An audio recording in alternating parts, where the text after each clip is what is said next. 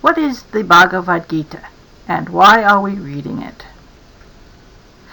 The Bhagavad Gita, meaning the Song of the Lord, is actually one small portion of the great Indian epic, the Mahabharata, which contains many stories about the god Vishnu and his incarnations, Krishna being one of them.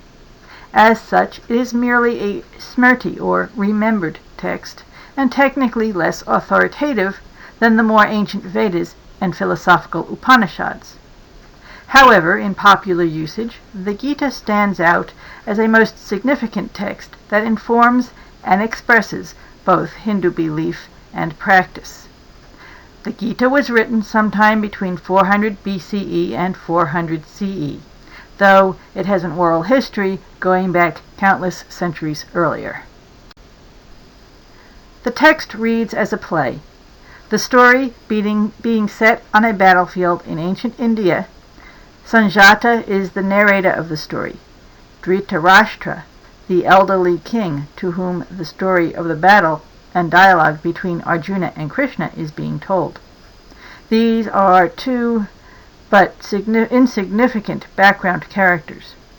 The hero of the story is Arjuna, a warrior, who does not want to fight the battle set before him.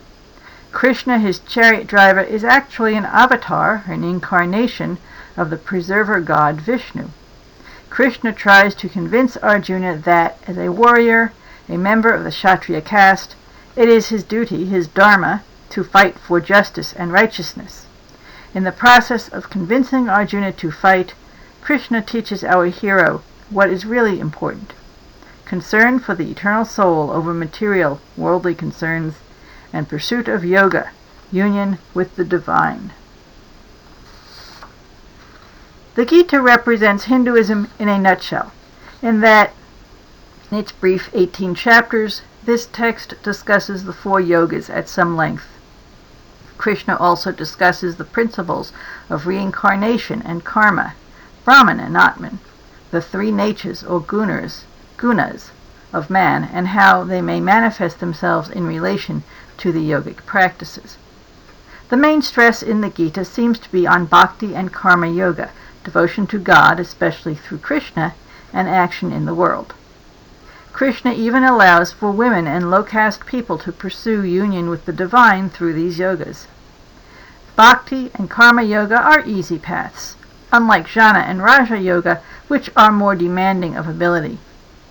Because the Gita advocates a path for all people, may be why it has become so popular in informing the Hindu faith for over 1,000 years. As with any sacred text, we should read the Gita for its deeper message. Look past the superficial storyline of the battlefield and the historical context. We can see this text as one grand metaphor for life. The battle is internal, not necessarily a historical battle.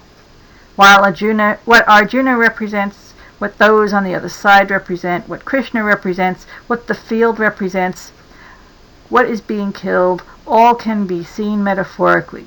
We are Arjuna. The cousins he is fighting might be our own inner demons, or selfish tendencies that need to be killed. Another side of ourself. The field is this life, or perhaps even our own being, our own body.